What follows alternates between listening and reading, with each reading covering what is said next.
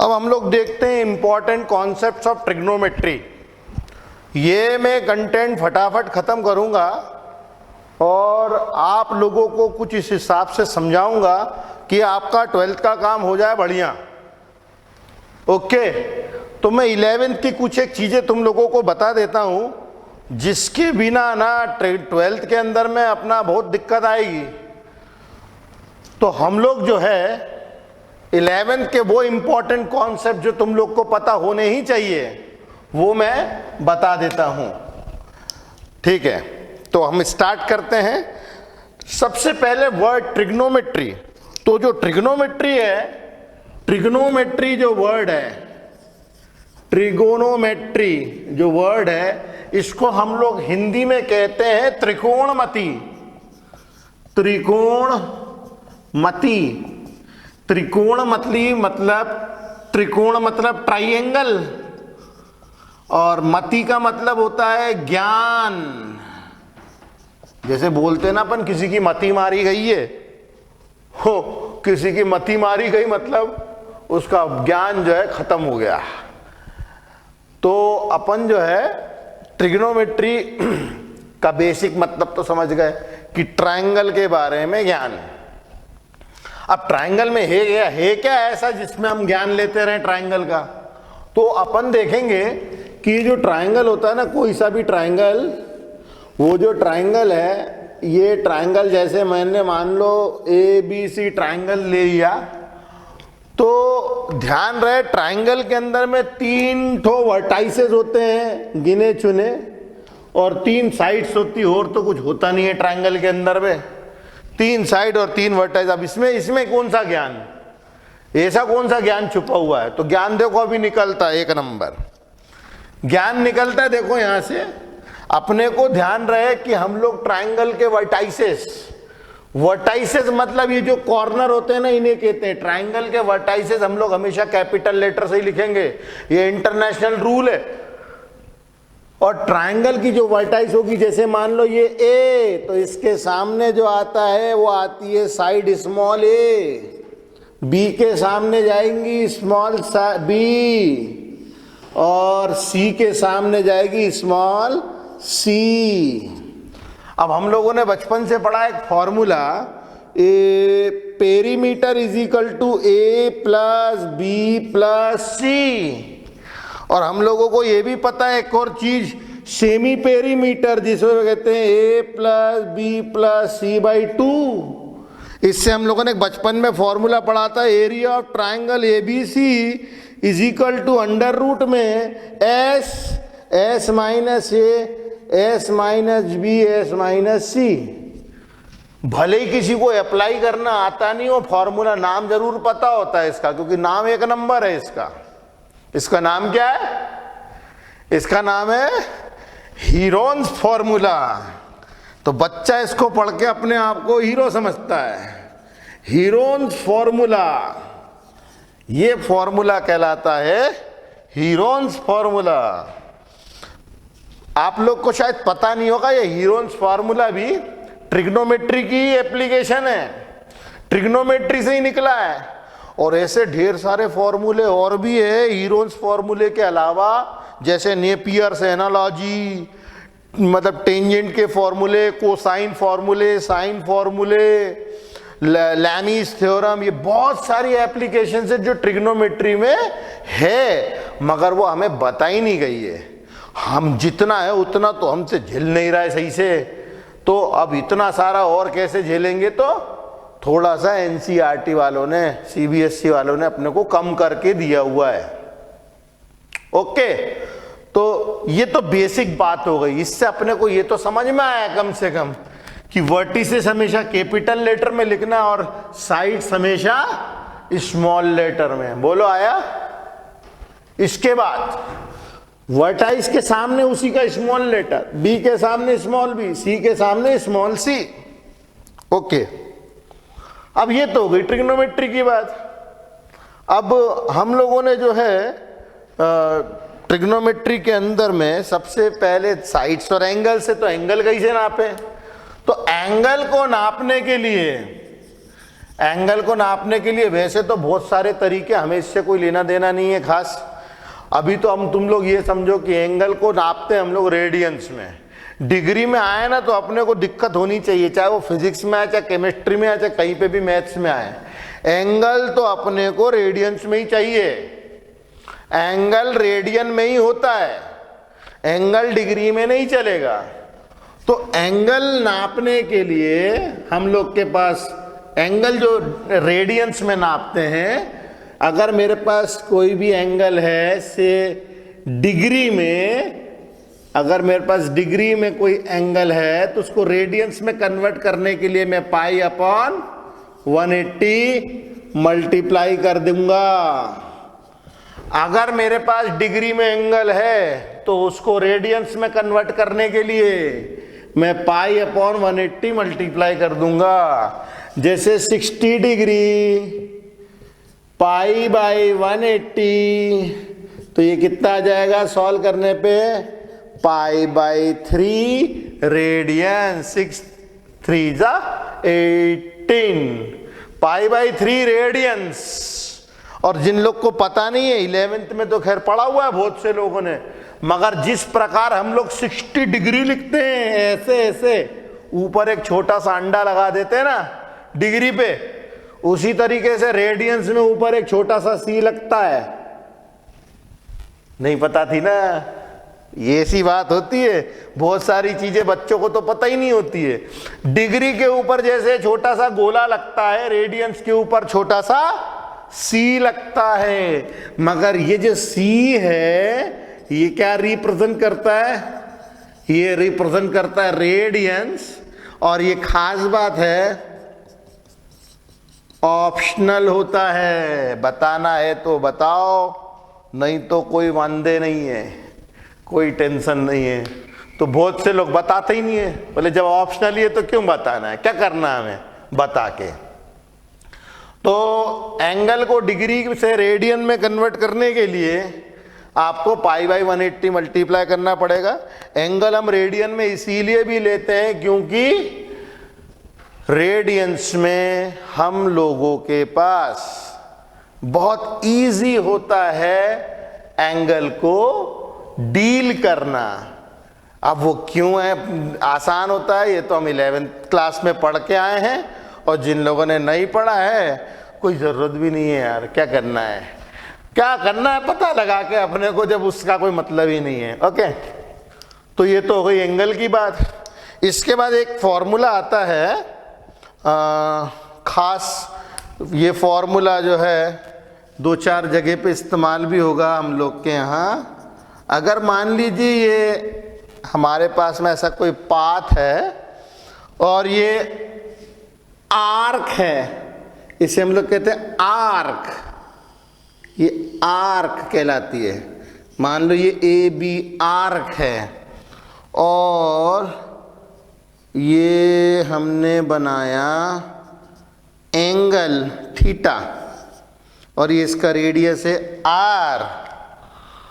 और आर्क की जो लेंथ है ना, मतलब जिसको हम ऐसे रिप्रेजेंट करते हैं, ए बी आर्क की जो लेंथ है मान लो एल है, यदि इसकी लेंथ मान लो अगर एल है तो हमारे पास फॉर्मूला आता है angle is equal to arc upon radius. इसमें फॉर्मूला आता है angle is equal to arc upon radius.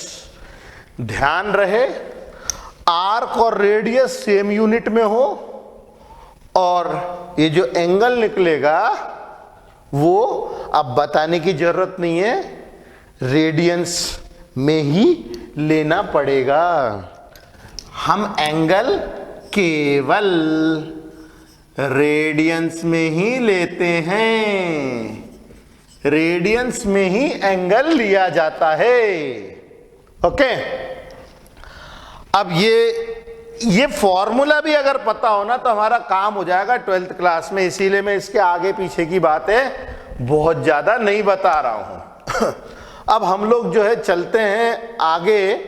Trigonometry के अंदर में ट्रिग्नोमेट्री के अंदर में वैसे तो नाना प्रकार के ट्रायंगल होते हैं, ढेर सारे प्रकार के ट्रायंगल होते हैं, खूब सारे प्रकार के ट्रायंगल्स होते हैं, मगर हम लोगों ने ज्यादा करके 11th और 10th में राइट एंगल ट्रायंगल को ही डील किया है। देखिए ये है वो हमारा right angle triangle, right angled triangle.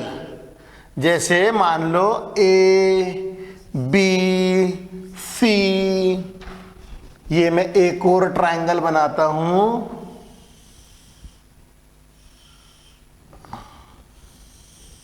ये ए बी सी, एक और बना देता हूं। चलो मजा आ रहा है ट्रायंगल बनाने में, तो अब बहुत मजा आ रहा है।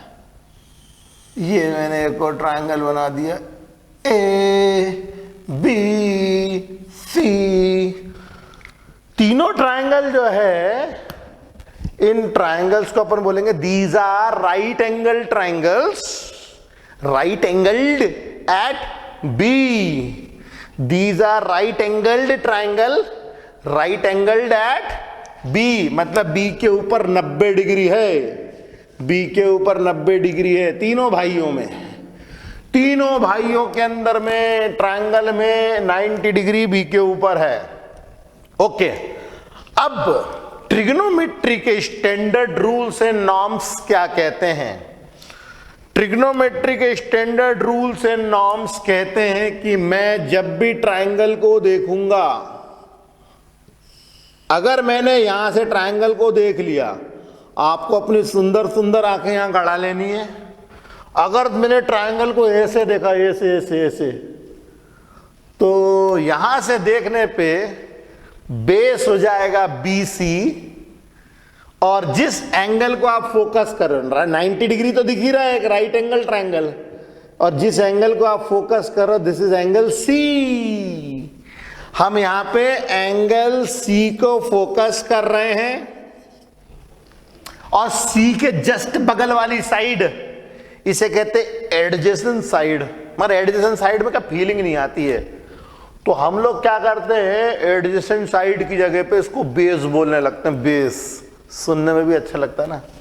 यहां पे जो BC है उसे कहते हैं बेस, और यहां से देखने पे आपको ये खड़ी लाइन जो दिख रही है, खड़ी लाइन, खड़ी लाइन, ये है AB, इसे कहते हैं परपेंडिकुलर, परपेंडिकुलर। और हाइपोटीनियस तो 90 डिग्री के सामने वाली साइड को अपन हाइपोटीनियस ही बोलते हैं।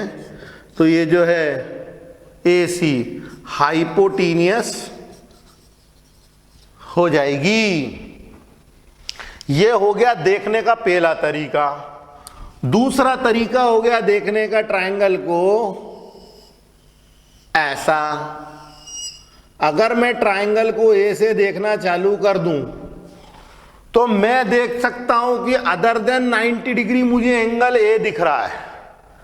अब यहां से देखने पे मुझे एंगल ए देखो दिख रहा है मस्ती में, तो यहां से देखने पे एंगल ए के ऊपर हम लोग फोकस कर रहे हैं।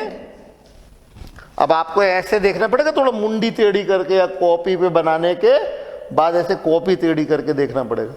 देखो यहां से देखने पे बेस क्या दिखा अपने को, बेस दिखा AB, AB दिखा बेस, उसके बाद में BC दिखा परपेंडिकुलर, और ये तो सेम है हाइपोटीनियस, अभी भी AC ही है।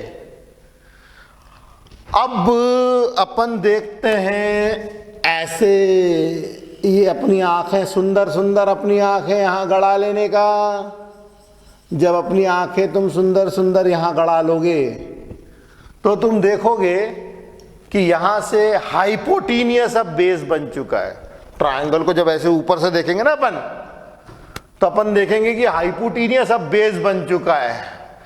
तो ऐसा वाला कॉन्सेप्ट हम लोगों को इस्तेमाल नहीं करना है अभी हाल फिलहाल में 11th और 12th स्टैंडर्ड में। जैसे हमारा स्टैंडर्ड बढ़ेगा, आप आगे की क्लासेस में पढ़ोगे तब आप देख सकते हो, मगर अभी इसकी जरूरत नहीं है। ओके, तो देखो भैया, बहुत आसान सी बात, मैंने तो अभी तुम्हें ट्रायंगल देखने का तरीका बताया कि ट्रायंगल को देखना कैसे है।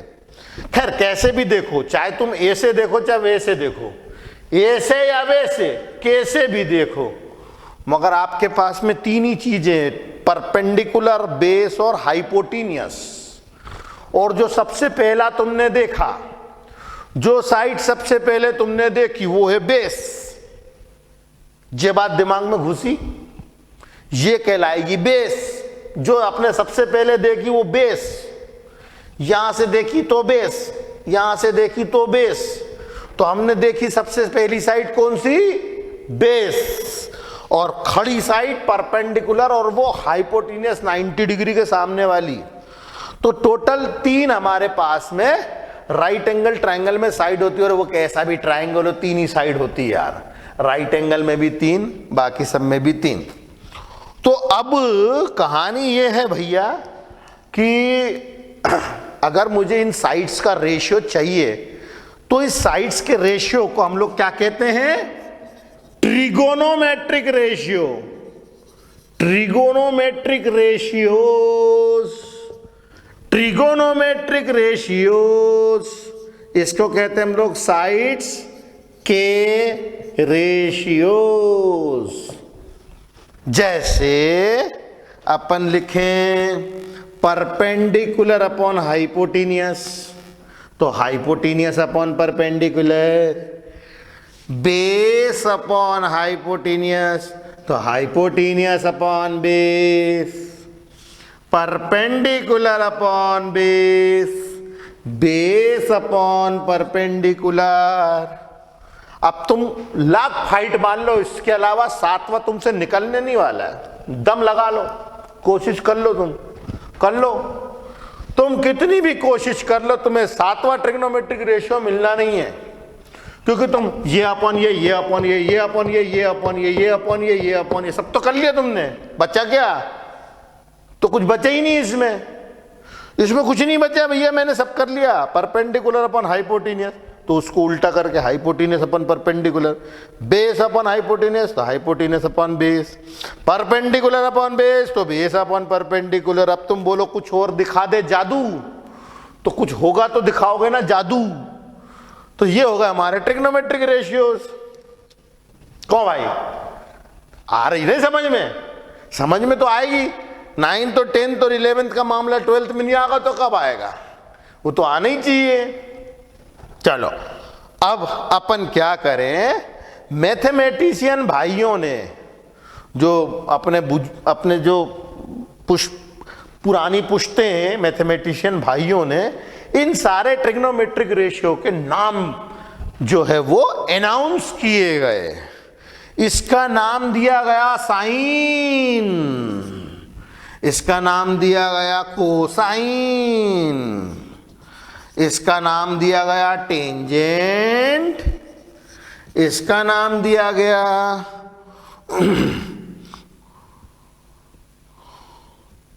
कोसेकेंट, इसका नाम दिया गया सीकेंट, और ये दिया गया कोटेंजेंट। अब देखो नाम ही इसके कितने बुरे हैं, मतलब कितने बुरे बुरे से नाम है। ये तो थोड़ा ठीक है, चलो ये भी ठीक है। ये देखो कोसेकेंट, कोटेंजेंट, गंदे गंदे से नाम है।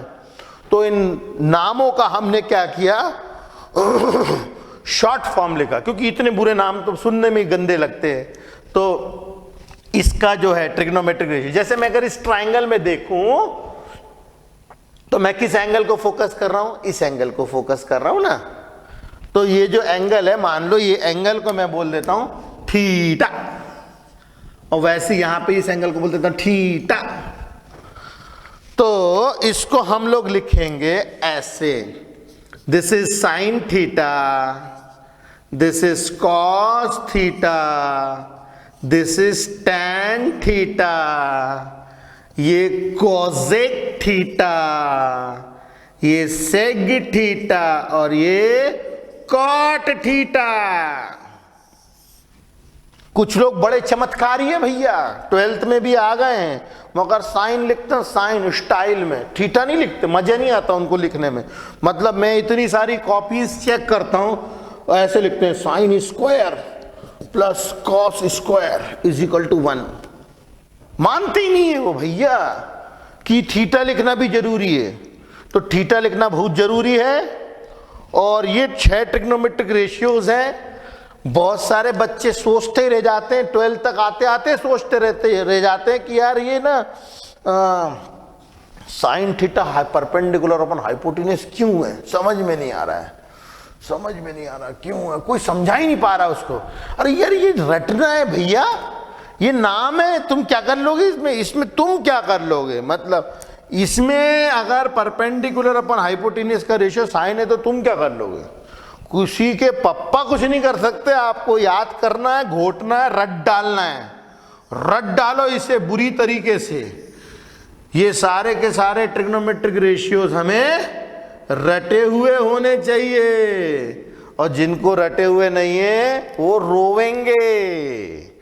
ओके, तो ये हो गई 6 ट्रिग्नोमेट्रिक रेशियोज की बात। अब कुछ एक बेसिक फॉर्मूले जो हम लोग को पता होने चाहिए, इसके बारे में हम डिस्कशन करते हैं। चलिए अब हम आगे के फॉर्मूले डिस्कस कर लेते हैं। मैं सिर्फ इंपॉर्टेंट चीजें बता रहा हूं। ये जो 1 घंटे का अपने वीडियो या सेशन रहेगी, उसके अंदर में कम से कम उन बच्चों को सहारा होगा जिन लोगों को ट्रिग्नोमेट्री का टी भी नहीं पता। ओके, तो हमारे पास में फॉर्मूले वैसे तो ढेर सारे हैं, मगर जो 10th क्लास में आइडेंटिटीज पढ़ी हुई हैं हम लोगों ने, आइडेंटिटीज में हमारे पास फॉर्मूला है sine square theta plus cos square theta is equal to 1। दूसरा है sec square theta is equal to tan square theta plus 1। तीसरा है cosec square theta is equal to cot square theta plus 1। अब ये जो 3 फॉर्मूले हैं, अच्छे चमत्कारी बच्चे भी, जैसे ये जो सेकंड फॉर्मूला है उसको लिखते हैं sec square theta plus 1 is equal to tan square theta. Confidence के साथ में गलती करते हैं, एकदम कॉन्फिडेंस के साथ में गलती करते हैं, मगर अपने को नहीं करना। तो उसके लिए मैं आइडिया बताता हूं याद करने का। इसे अपन कहते हैं add to memory. Add to memory मतलब याद करने का स्टाइल। देखिए हमारे पास 3 जो फेमस ट्रिग्नोमेट्रिक रेशियो है, साइन कॉस टेन, ये तो 3 ट्रिग्नोमेट्रिक रेशियो फेमस वाले। इसका उल्टा मतलब रेसिप्रोकल होता है कोजेक, कॉस का रेसिप्रोकल सेग, टेन का रेसिप्रोकल कॉट। अब ये 2 लाइनें हैं, देखो ये sine cos tan cosec sec cot, ये जो 2 लाइनें बन गई है, ये जो 2 लाइनें बन गई है, इस लाइन के नीचे लिखने का 1 और इस लाइन के नीचे लिखने का 1। अब देखो जरा पहला फॉर्मूला, देखो ये रहा पहला फॉर्मूला। दूसरा फॉर्मूला, ये देखो दूसरा फॉर्मूला। और तीसरा फॉर्मूला, ये देखो तीसरा फॉर्मूला। अब जरा देखो चाल, देखो चाल, sine square theta plus cos square theta is equal to 1। मगर मेरा सजेशन है, प्लीज मान लो कि हम लोग पहला जो फॉर्मूला है sine square theta plus cos square theta is equal to 1, इसको ना हम लोग कोशिश करो कि ऐसा लिखें, cos square theta plus sine square theta is equal to 1। देखो ऐसा मैं इसीलिए बोल रहा हूं क्योंकि दोनों में अंतर कुछ नहीं है, बस आंसर में अंतर आएगा हमारे जब हम लोग क्वेश्चन सॉल्व करेंगे ना तब। तो पहले फॉर्मूले को आप ऐसा याद करो, cos square theta plus sine square theta is equal to 1। ठीक है, प्लीज ऐसा याद करें, ऐसे ही याद करें, उसमें गलती नहीं है, मगर इससे आंसर एग्जैक्ट आएंगे, एक्यूरेट आएंगे। अभी जो हम एक्सरसाइज करेंगे उसमें तुम देखना। ओके, देखो पहला formula sine square theta plus cos square theta is equal to 1, मगर हम कैसे लिखेंगे, cos square theta plus sine square theta is equal to 1। दूसरा देखो sec square theta is equal to tan square theta plus 1, sec square theta is equal to tan square theta plus 1, cosec square theta is equal to cot square theta plus 1, cosec square theta is equal to cot square theta plus 1। देखो चाल है, चाल, दिमाग में क्या एक software बनाओ। दिमाग में सॉफ्टवेयर नहीं बनाएंगे ना तो फॉर्मूले अभी इतने हैं कि झांके वहां और वहां के यहां घुसेंगे। ऐसे ना घुसे फॉर्मूले इधर के उधर, उधर के इधर। इसीलिए हम लोग को चाहिए कोई ना कोई कॉन्सेप्ट। तो we are actually mapping all these formulas in our mind. दो कतारें खड़ी करी, sine cos tan, cosec sec cot, दोनों के नीचे 1, cos square theta is equal to sine square theta is equal to 1, sec square theta is equal to tan square theta plus 1, cosec square theta is equal to cot square theta plus 1। ए दिमाग में mapping करके रखो झमाझम, तो formula कहीं नहीं भागेगा, आपके साथ ही रहेगा हमेशा। अब दूसरी खास बात, ये जो 3 फॉर्मूले हैं ये केवल स्क्वायर्स के फॉर्मूले हैं।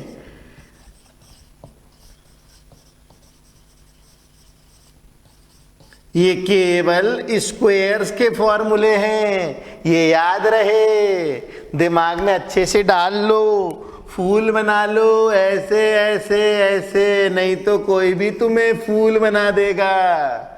ओके, दिमाग में फूल बना के डाल लो, नहीं तो कोई भी फूल बना देगा। क्योंकि बहुत सारे फूल हैं जो cos to the power 4 theta plus sine to the power 4 theta को भी 1 लिखते हैं, मतलब उनको जरा सी भी शर्म नहीं आती। मतलब उनको ऐसे लिख दिया जाए ना, cos to the power 4 theta plus sine to the power 4 theta, बहुत कॉन्फिडेंस के साथ में 1 बोलते हैं। अगर इस फॉर्मूले को हम ऐसे लिखे, sec to the power 4 sec square theta minus tan square theta is equal to 1, तो चलेगा ना, कोई दिक्कत थोड़ी है। Sec square theta minus tan square theta is equal to 1 चलेगा ना, हमें थोड़ी कोई आपत्ति है, झमाझम चलेगा, बेहतरीन चलेगा। ठीक है, मगर ये नहीं चलेगा कि तुमने बोला कि क्यूब में भी ठोक दो फार्मूला है।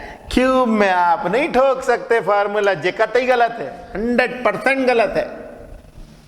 तो ध्यान रहे केवल स्क्वायर्स के फॉर्मूले हैं। स्क्वायर्स के फॉर्मूले अगर तुम लोग स्क्वायर्स के फॉर्मूले में अगर कोई भी दूसरा पावर लगेगा तो आपके जो हैं उसे कहते हैं खेल लग जाएंगे, दिक्कतें हो जाएंगी। ओके, तो ये हो गई हमारी फॉर्मूला लिस्ट में पहला आया है फॉर्मूला। अब इसके बाद में कुछ खास कॉन्सेप्ट है जो 11th क्लास के धमाकेदार कॉन्सेप्टों में से एक कॉन्सेप्ट था, और वो कॉन्सेप्ट था, मैं बताता हूं, वो कुछ इस तरीके से था कि हमारे पास देखो 0 डिग्री, डिग्री नहीं, सॉरी, रेडियंस, रेडियंस, डिग्री नहीं, रेडियंस, और हम लोग को एंगल कुछ ऐसे चलाना पड़ता है, इसे कहते हैं एंटी क्लॉकवाइज एंगल। स्टार्ट ये ऐसे करके ऐसे चलेगा। ओके, तो ऐसा एंगल जो चलता है उसे कहते positive angle. Anti clockwise angle positive. अगर आप ऐसे चलोगे उल्टा क्लॉकवाइज चलोगे तो निगेटिव एंगल हो जाएगा। तो इसको भी मैं लिख देता हूं भाई, जो एंटी क्लॉकवाइज एंगल जो होता है वो होता है पॉजिटिव, और जो क्लॉकवाइज एंगल होता है, क्लॉकवाइज एंगल जो होता है वो होता है निगेटिव भैया। ओके भैया, जैसे ये वाला जो एंगल है, ये वाला एंगल ऐसे, ये होगा पॉजिटिव एंगल और ऐसे होगा निगेटिव एंगल। ओके, तो हम लोग चलेंगे ऐसे ऐसे। तो ये देखो 0, ये 90 डिग्री, या जिसे हम लोग कहते हैं π/2 या 90 डिग्री, और इसके बाद में ये एंगल हो जाता है पाई या 180 डिग्री। उसके बाद में आ जाता है 3 टाइम्स π/2 मतलब 270 डिग्री, और ये आ जाएगा 2 पाई मतलब 360 डिग्री। तो इस चीज का ध्यान रहे भैया कि हम लोग हमेशा 0 से ही चालू करेंगे। ऐसे ये इस तरीके से 0, 90, 180, 270 और 360। अब तुम लोग देखो, ये जो बोर्ड है मेरा, ये जो बोर्ड है, इस बोर्ड को ये जो क्रॉस दिख रहा है, क्रॉस, इस क्रॉस ने 4 हिस्सों में बांटा। ये वाला हिस्सा, ये वाला हिस्सा, ये वाला हिस्सा और ये वाला हिस्सा। इसको हम लोग मैथमेटिक्स की भाषा में क्वाड्रेंट कहते हैं, क्वाड्रेंट। तो ये कहलाता है हमारा फर्स्ट क्वाड्रेंट, ये कहलाता है हमारा सेकंड क्वाड्रेंट, ये कहलाता है भैया थर्ड क्वाड्रेंट, ये कहलाता है भैया फोर्थ क्वाड्रेंट। ऐसे 4 क्वाड्रेंट्स जो है कोई भी कार्टेशियन सिस्टम, इसे कार्टेशियन सिस्टम कहते हैं क्रॉस को, कोई सा भी कार्टेशियन सिस्टम प्लेन को 4 क्वाड्रेंट में बांट देता है। पहला क्वाड्रेंट, दूसरा क्वाड्रेंट, तीसरा और चौथा। तुम लोग देख सकते हो, ये positive direction of X axis है, ये positive direction of Y axis है। तो पहले क्वाड्रेंट में एक्स भी पॉजिटिव और वाई भी पॉजिटिव रहता है। अच्छा, 0 से 90 डिग्री पहला क्वाड्रेंट। और तो कैसे लिखें भैया, कैसे लिखें? ये जो पहला क्वाड्रेंट होता है, ये जो पहला क्वाड्रेंट होता है, ये होता है 0 से लेकर के 90 डिग्री के बीच। ध्यान रहे, क्वाड्रेंट में इक्वालिटी मत लगा देना, क्योंकि वो तो एक्सिस है। अगर कोई पॉइंट झई तो वो तो 0 डिग्री पे है ना। तो पहला क्वाड्रेंट होता है 0 से 90 डिग्री के दरमियान, और जो सेकंड क्वाड्रेंट होता है, सेकंड क्वाड्रेंट होता है 90 डिग्री से लेकर के 180 डिग्री के बीच। भैया पाई में हो जाओ कंफर्टेबल, रेडियंस में एंगल लिखने के लिए हो जाओ कंफर्टेबल, नहीं तो बहुत समस्याएं हैं। थर्ड क्वाड्रेंट जो है उसको हम लिखेंगे पाई से लेकर के 3π/2 के बीच, और जो फोर्थ क्वाड्रेंट होता है वो होता है 3π/2, ओ मेरे से गलती हो गई, से लेकर के 2π के बीच। ये है कहानी भैया। अब इसके बाद की जो कहानी है वो थोड़ी सी और जानदार है, और वो जानदार ऐसे कि कौन से क्वाड्रेंट में कौन सा ट्रिग्नोमेट्रिक रेशियो पॉजिटिव होगा, ये हमें पता होना चाहिए। अब हम लोग देखिए, इसमें जो पहला क्वाड्रेंट होता है इसमें सभी के सभी ऑल ट्रिग्नोमेट्रिक रेशियोज पॉजिटिव होते हैं, ऑल ट्रिग्नोमेट्रिक रेशियोज पॉजिटिव होते हैं। उसके बाद में इसमें होता है साइन पॉजिटिव, इसमें होता है टैन पॉजिटिव और इसमें होता है कॉज पॉजिटिव। याद करने के लिए भी तरीका है हमारे पास, इसको हम याद कर सकते हैं, add sugar to coffee, add sugar to coffee. इस तरीके से याद कर लो। और भी बहुत सारे तरीके हैं जो अपने को सबसे आसानी से याद हो जाए उससे याद कर लो, कोई दिक्कत नहीं है। अच्छा, पहले क्वाड्रेंट में सभी की सभी ट्रिग्नोमेट्रिक रेशियो पॉजिटिव होती हैं, दूसरे क्वाड्रेंट में साइन पॉजिटिव होती है। तो सीधी सी बात है, साइन है तो कोजेक भी तो है, क्योंकि साइन का रेसिप्रोकल ही तो कोजेक होता है। आप जो है साइन थीटा को कोजेक थीटा का रेसिप्रोकल लिखते हो, तो साइन पॉजिटिव तो कोजेक भी पॉजिटिव, टैन पॉजिटिव तो कॉट भी पॉजिटिव, और यहां कॉज पॉजिटिव तो सेग भी पॉजिटिव। ओके, ये याद कर लो, याद कर लो। इसके पीछे रीजंस होते हैं, ग्राफिकल रीजंस। देखिए, जिन लोगों ने पढ़ा भी हुआ है ना, वो भी रीजन नहीं बता सकते हैं। इसका आंसर मतलब इसका जो मतलब इसका रीजन ग्राफिकल रीजंस होते हैं। अभी तो हम घोंट ले तो बेहतर है कि पहले क्वाड्रेंट में सभी पॉजिटिव, सेकेंड क्वाड्रेंट में साइन पॉजिटिव, तीसरे क्वाड्रेंट में टैन पॉजिटिव, चौथे क्वाड्रेंट में कॉस पॉजिटिव। ओके, अब जरा देखना, मैं थोड़ा सा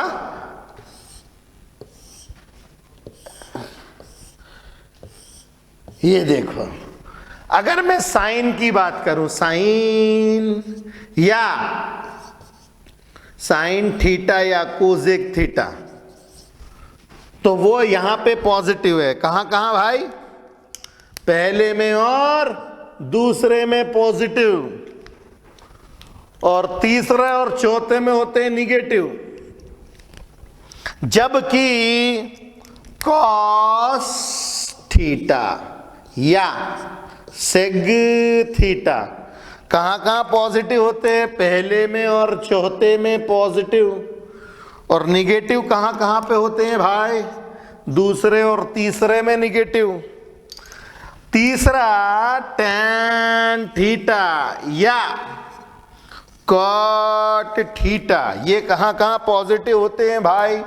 ये होते हैं पहले में और तीसरे में पॉजिटिव, और निगेटिव किस में होते हैं भाई? सेकंड में और फोर्थ में। तो तुम देख सकते हो, चार क्वाड्रेंट में सारे के सारे ट्रिग्नोमेट्रिक दो में ही पॉजिटिव है और दो में ही निगेटिव है, दो में ही पॉजिटिव है और दो में ही निगेटिव है। साइन दो में पॉजिटिव, दो में निगेटिव, कॉस दो में पॉजिटिव, दो में निगेटिव। तो दिमाग में एक सीन क्रिएट करो, ऊपर के दो क्वाड्रेंट में साइन और कोसेक पॉजिटिव, यहाँ के दो क्वाड्रेंट में कॉस और सेक पॉजिटिव, यहाँ के और यहाँ में जो है टैन और कॉट पॉजिटिव। दिमाग में क्या सीन रहता है ना, तो अपने को क्या वांदे नहीं है कोई भी, फटाफट दिमाग में अगर चीजें घुसेंगी ना तो मजा आता है। और ये सब क्या लिख लिख के देखने में ही मजा आता है, फटाफट सीन दिमाग में जो है वो आता है। तो ये तो हो गई इसकी कहानी, कौन सा ट्रिग्नोमेट्रिक रेशियो कहां होता है पॉजिटिव। अब इसके बाद में हम लोग कुछ ट्रांजिशन के फॉर्मूले पढ़ते हैं।